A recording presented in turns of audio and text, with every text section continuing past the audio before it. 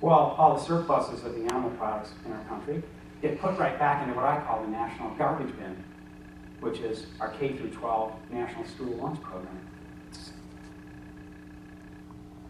It needs drastic revamping. So another reason we're where we are is because there's no accountability for what it really takes to create cost for what resources are being used to produce our food, especially from livestock. We need to establish a system in which we're all aware of the true cost of these food products, what the cost is to our environment, and what the eventual cost is to our health. Then we can make some better decisions, maybe. And finally, there's an incredible, complex combination of psychological, cultural, social, and political interactions that are all influencing us to not do the right thing. So, how to solve all this? Well, certainly, I feel like education usually can solve just about anything. You teach somebody the reality of something, and I'm talking about the reality of it, and I feel like the path to correction will be made pretty easily. I think all school systems, beginning with K through 12, and continuing right on through higher education, higher academic institutions, should have this placed into their requirements. We should all learn early on about the reality of our food, how sustainable it is to our planet, how sustainable it is to us, and not be influenced by government, not be influenced by these large food industries as they relate to animals. Essentially, there should be a tie to this committee at each and every school system in the United States who are creating opportunities for students to be enlightened about their food choices. Obviously, we need to carry that right on through globally. Every country in the world should be doing this because, obviously, too, it's a global connection. We can only do so much in the United States, and when I talk about locally, I do mean about supporting your local food opportunities as long as it's not creating livestock. But I'm talking about actually going right into the rainforest areas and letting those villagers know that their land is worth much more than the few $100s per acre that they're getting for the livestock if they would just use it for ecotourism or some sustainable way of growing rosy periwinkles. That's what I'm talking about when we're talking about locally, and certainly we need to reverse this tread lightly problem. If in fact there are people in the media that have these platforms that can affect and influence our decision making in such a massive way, then they should be either disseminating the truth about our food choices or move over and let somebody else who knows about it take over. We certainly need to also make sure that those people we're seeking guidance from, like our health practitioners, dietitians, hospitals, they all are educated correctly in this about eco-facts of our food choices as well as our health sustainability. Lastly, and I think most importantly, is regardless of all these other things, I think the quickest way to do this is to make sure that there's accountability for what it's costing us to get this food to your plate. There has to be something that I call an eco-factor or an eco-tax and a health risk tax. And here's how it should work. Okay, everybody knows this. Everybody knows the nutrition fact label. Many of us don't. Many of you probably don't use it. You probably rip right through that, eat whatever's inside.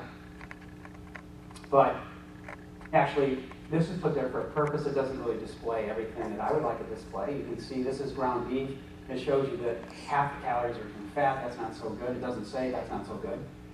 Most of the calories are from saturated fat, and there's even some trans fat. That's all just not so good at all. But you don't see a not so good written on there. It's got cholesterol in it. We don't need any more of that. But it has a lot of protein. So some people might look at that and say, well, that's a good deal. Well, it doesn't say that, according to thousands of researchers, that type of protein, in fact, is not good for you or the planet.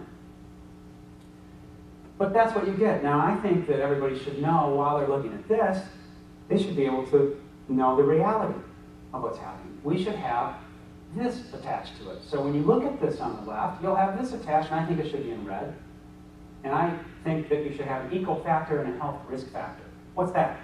Well, I thought it should be on a scale from minus 100 to 100. Minus 100 being the worst it could possibly be for you or our environment. And each and every food product that you buy or eat in the restaurant, they should let you know, in this case, ground beef has an eco factor of -98 and a health risk factor of -92. Why? Well, because I don't know too many things that will do much worse for our environment than this beef, so I gave it a -98. Similarly with health risk. But at least you'd be able to see, wouldn't you, that what it's doing to get it to your plate, and then once you eat it, what it might do afterwards. And I don't think this is enough either. Because usually in America and in the world in general, money talks. So I think many people would just kind of cover that up or not look at it and eat it anyway. So I think this is what we should do. I think we actually have to have the cost fixed on it. This is going to be what you normally would see when you buy your animal product. I want to point out, isn't it interesting that they have all this information in red now about safe handling to make sure you don't contract one of the many diseases we just talked about? You would never see this red disclaimer on a package of broccoli, would you? No, unless it was contaminated by a meat product sitting right next to it. So getting back to the price, this is a package of beef, and it's around $4 a pound. But is that really the true cost? What if this was grown in the High Plains state area? What if, which it could have been, very easily could have been. Half of all the cattle in the United States are grown there. What if it was grown in a rainforest, which it very easily could have been? And this package created the destruction of 200 to 300 square feet of thousands and thousands of year-old ancient rainforest. What should the price be of that? Well, it certainly wouldn't be $12, would it now? No. So here's what I think it should be. You walk by the aisle and you might see a patty that was formed for you, so that might cost a little more. And some ground beef, you can do what you want to, that costs a little less on the right. And now the cost has this true eco cost, health risk cost affixed to it.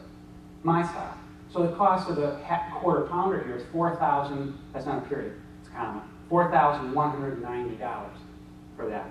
And the cost of the true cost of the non-formed quarter pounder would be $3,000, that's not a period, $3,990. And I think that's a steal. This is probably, we probably saw this at Myers or some, maybe a discount butcher shop or something.